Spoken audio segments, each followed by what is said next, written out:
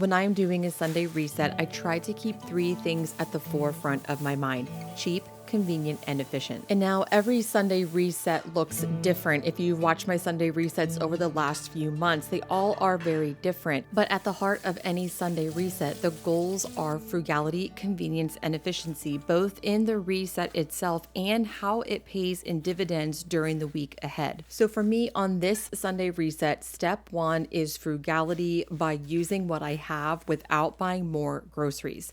So I am roasting up a bunch of veggies that I have that are about to go bad. Now here I am actually soaking some leeks. When leeks grow, they pick up a lot of dirt and that can be hard to rinse out. So I am letting them soak in a dish while I chop up the rest of the veggies.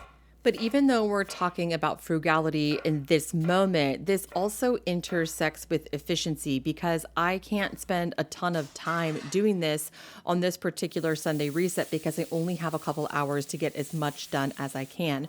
So one of the things I like to do for a Sunday reset is to just roast all of the veggies that I have in the fridge on one sheet pan. So that way I don't have to think of a ton of recipes. I don't have to do something different with every single one sheet pan, a bunch of veggies, and then we can have them throughout the week. To really keep the process streamlined, anytime I roast vegetables, I roast them at 425, and then I usually use either an herb butter or a little olive oil and salt and pepper, which is what I'm doing here. Maybe halfway through, I stir them up a little bit just to make sure that they are cooking evenly, but that is it. The thing about cooking from scratch and a Sunday reset is that it has to be simple or it's not going to be done. But even simple things can feel like a lot of work during the week if they aren't convenient, like baking bread, for example. So this footage here you're seeing is actually from a couple of days ago. In fact, if you watched my recent video about converting all-purpose flour to fresh milled flour, you've probably seen some of this.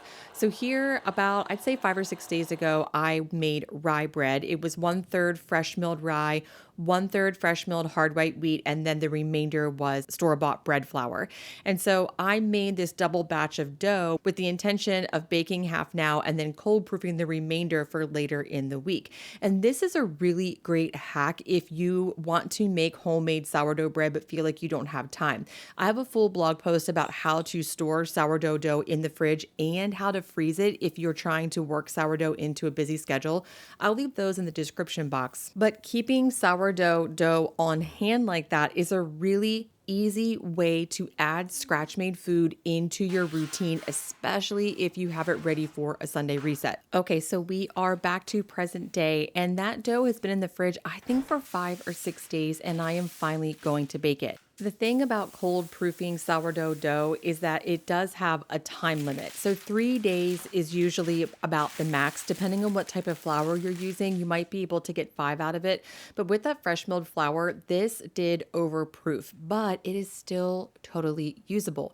And if we're talking about being frugal and also keeping things easy and convenient, we don't ever want to waste dough, even if it's over fermented, because it's still usable. In this case, I could still make bread out of it. But if it over ferments enough that it's soupy or just really can't hold its shape, you can always mix it back up with a little bit more flour and then make flatbreads or tortillas. I've even just kind of flattened it out and put it on a baking sheet and made like just a giant, really flat loaf of bread, and it was really good. But if we're talking about being frugal, we don't want to waste that dough. And if we're talking about convenience, having dough around for homemade bread on a whim is so convenient. So sort of in the same vein as when I was talking about roasting veggies, I always do it the same way at the same temperature. I do the same thing when I'm making rustic no-knead sourdough. I always bake it at 500 degrees in a Dutch oven with the lid on for about 25 minutes, and then I take the lid off and bake it for about 12 minutes at 475. And having that streamlined process just takes a lot of the mental effort out of it, which is really important on something like a Sunday reset when you might have a lot of projects going on in the kitchen. Now you can tell that this was overproofed because the bread didn't get that much of a rise and there are some pretty big holes in it. So that's an indicator, but it is still delicious, beautiful bread. Now everything I'm making today, I think, intersects with frugality, convenience, and efficiency. But when it comes to efficiency in the kitchen, the Instant Pot is the winner. So I know we're talking a little bit about frugality too, and you're probably looking at these eggs thinking like, hey, it is February 2025 and eggs are the most expensive they've ever been. But I actually get my eggs from someone who has chickens and I get them for $5 a dozen. So if you don't have access to affordable eggs, you can still think about efficiency using your Instant Pot. I love to make big batches of rice and freeze them for later use, or I'd like to do the same thing with dry beans and then I freeze them so that way I can throw them in soups and stews.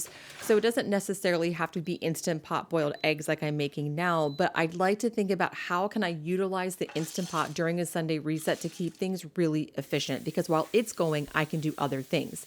Now, to make Instant Pot hard boiled eggs, you can head over to my blog at moonandmagnolia.com and get the full instructions. But in short, this is what's called the 5-5-5 method. It's 5 minutes in the Instant Pot, 5 minutes with a natural release, and then 5 minutes in an ice bath.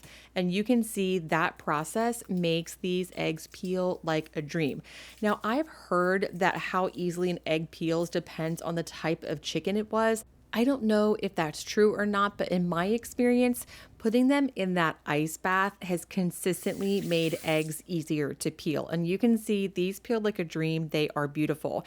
And I like to keep these around for a snack. You can make deviled eggs. And in a minute, I'll show you that I'm going to make egg salad with them. But first, I need to get this sourdough bread ready for the freezer. So when you freeze sourdough bread, what I like to do is separate it with just a little piece of parchment paper so that way it doesn't freeze together. So baking the bread today and throwing in the freezer keeps it fresh for longer. So that fresh milled flour will mold faster. It's kind of crazy how fast fresh milled flour will mold.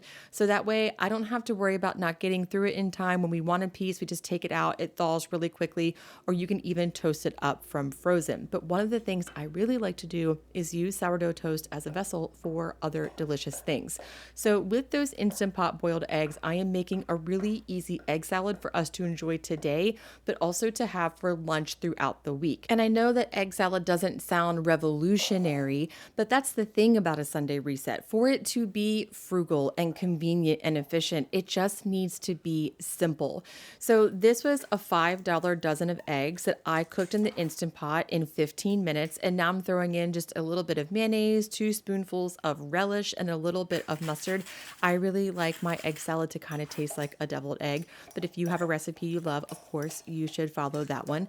And then I'm just stirring it together. And now we have delicious food to eat throughout the week that only costs a couple dollars, but we get a number of meals out of that. When I'm prepping food for convenience for the week ahead, I really like to think about what do we need that week. And this coming week for us is very busy. My daughter is turning 4. She has a school birthday party, her own birthday party with her friends, and then another friend's birthday party to go to.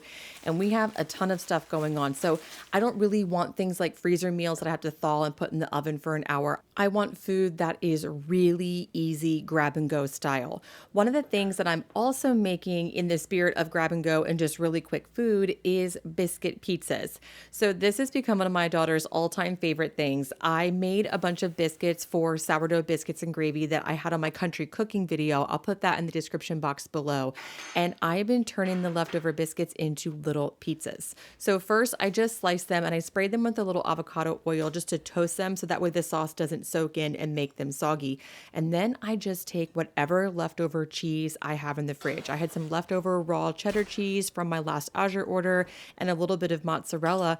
And then I just put that right in my cast iron skillet, put a little sauce and cheese on there and bake them. And this is super simple and easy. It's kind of like a French bread pizza, but an elevated version.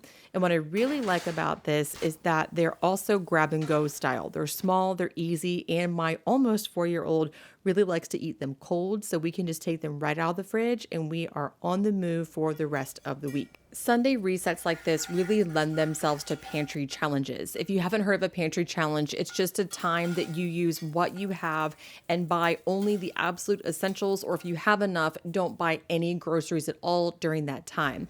I have a free 10-day pantry challenge available over my blog at moonandmagnolia.com. I will leave a link in the description box for signing up. But in this 10-day challenge, you will get daily emails, and each email includes a private podcast, a free printable, and a ton of recipes to inspire you along the way. Again, I will leave a link for that in the description box below. I hope you found this video video helpful, and I hope you have uncovered a few ways to find frugality, convenience, and efficiency in your kitchen during Sunday resets, but also maybe any day of the week. Thank you so much for stopping by today, and I'll see you again next time.